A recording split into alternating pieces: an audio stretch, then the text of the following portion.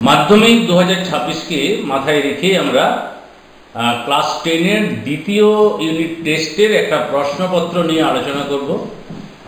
মাধ্যমিক 2026 এ কিরকম প্রশ্ন হতে পারে, অর্থাৎ 26 এর সাজেশনকে মাথায় রেখে আমরা একটা প্রশ্ন ডিসকাস করছি। প্রথম প্রশ্ন, একটি অর্ধগোলকের ঘনফল v1 ঘন একক এবং ব্যাসার্ধ r একক হলে r এর মান এখানে নির্ণয় করতে বলেছে। তাহলে r এর মান, এখানে যে অপশনগুলো আছে তার মধ্যে উত্তর হচ্ছে বি। 2 এর দাগের প্রশ্ন, a square proportional to 1/b square হলে সঠিক বিবৃতিটি হলো। এই প্রশ্নের অ্যান্সার হচ্ছে বি। তোমরা যে প্রশ্নপত্র দেখছো, প্রশ্নপত্র করেছেন জামমনি হাই স্কুলের অঙ্কের বিখ্যাত স্যার মাননীয় সোমনাথ স্যার। সোমনাথ স্যারকে আমরা ধন্যবাদ জানাচ্ছি এবং তোমরাও ধন্যবাদ জানাবে তোমাদের এই সহযোগিতা করার জন্য। অংশীদারি কারবার ড্যাশ ধরনের, উত্তর হচ্ছে 2 ধরনের। একটি শঙ্কুর উচ্চতা দ্বিগুণ করলে শঙ্কুটির আয়তন বৃদ্ধি পায়। এই প্রশ্নের উত্তরটি কমেন্টে তোমরা জানাবে, 60 বলে দেবেন যে সঠিক না ভুল হয়েছে। দুটি বৃত্তের ব্যাসের দৈর্ঘ্য 7 সেমি এবং 5 সেমি। বৃত্ত দুটি পরস্পরকে অন্তঃস্পর্শ করে। বৃত্ত দুটির কেন্দ্রদ্বয়ের মধ্যে দূরত্ব কত? হচ্ছে 1 সেমি। আমরা ইতিমধ্যে অনেক প্রশ্ন দিয়েছি, চাইলে দেখতেই পারো, আমি বললে লিঙ্কটা দিয়ে দেব। দুটি চতুর্ভুজের অনুরূপ কোণগুলি সমান হলে চতুর্ভুজ দুটি সদৃশ্য, এটা মিথ্যা। তারপর x² - 6x + 2 = 0 সমীকরণের বীজদ্বয়ের সমষ্টি, এটার অ্যান্সার হচ্ছে 6। তাহলে 7টি প্রশ্ন আমার 1 নম্বরের এমসিকিউ। এরপর 2 নম্বর দাগের 2 নম্বর মানে 4টি প্রশ্ন। x প্রপোর্শনাল টু 1/y হলে দেখাও যে x + y এর মান ক্ষুদ্রতম হবে যখন x = y। আমার বলার ত্রুটি থাকলে তোমরা বুঝে নেবে আমি কি বলতে চাইছি। একটি বলের ব্যাস 42 সেমি হলে তবে বলটিতে কতটা চামড়া আছে, অর্থাৎ উপরের অংশ। যে শঙ্কুর ভূমিতলের ব্যাস 21 সেমি এবং তির্যক উচ্চতা 37.5 সেমি, তার আয়তন কত? একটি অংশীদারি ব্যবসায় 3 জনের মূলধনের অনুপাত 3:8:5। প্রথম ব্যক্তির লাভ তৃতীয় ব্যক্তির লাভের থেকে 60 টাকা কম হলে ব্যবসায় মোট কত লাভ হয়েছিল? তাহলে 2 নম্বর মানের এই 4টি প্রশ্ন দেওয়া হলো, 4টি করতে হবে। কোন স্কুল 2-1টি বাড়তি প্রশ্ন দিতে পারে।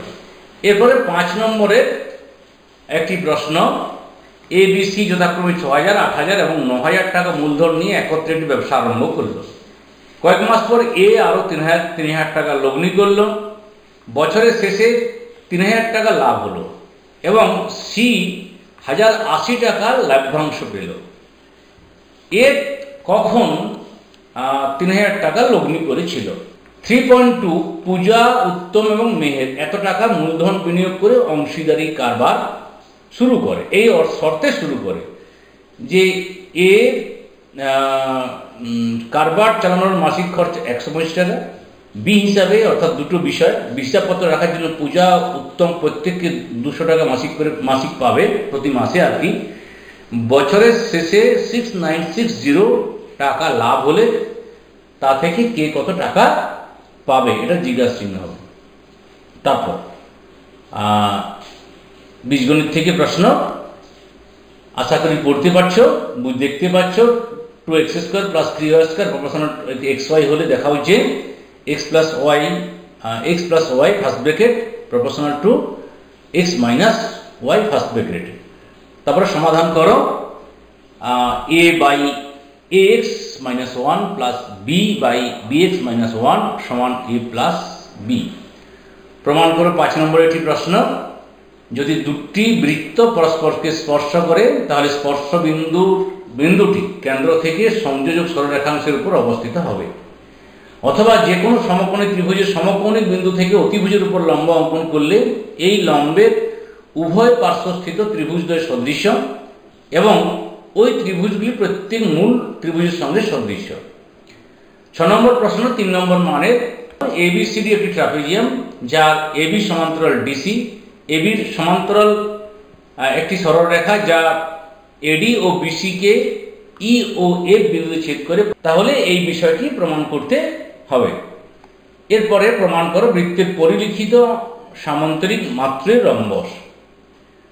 7 নম্বর দাগে তোমার পছন্দ মতো একটি বাহুর দৈর্ঘ্য ধরে একটি সমবাহু ত্রিভুজ অঙ্কন করো এবং সমবাহু ত্রিভুজটি পরিবৃত্ত অঙ্কন করো। পরিব্যাসার্ধের দৈর্ঘ্য লেখো, অথবা 30 সেন্টিমিটার দৈর্ঘ্যের ব্যাসার্ধ বিশিষ্ট একটি বৃত্ত অঙ্কন করো। বৃত্তের ওই কেন্দ্র থেকে 7 সেমি দূরে বৃত্তটির বহিস্থ বিন্দু থেকে ওই বৃত্তের দূরে স্পর্শক অঙ্কন করো।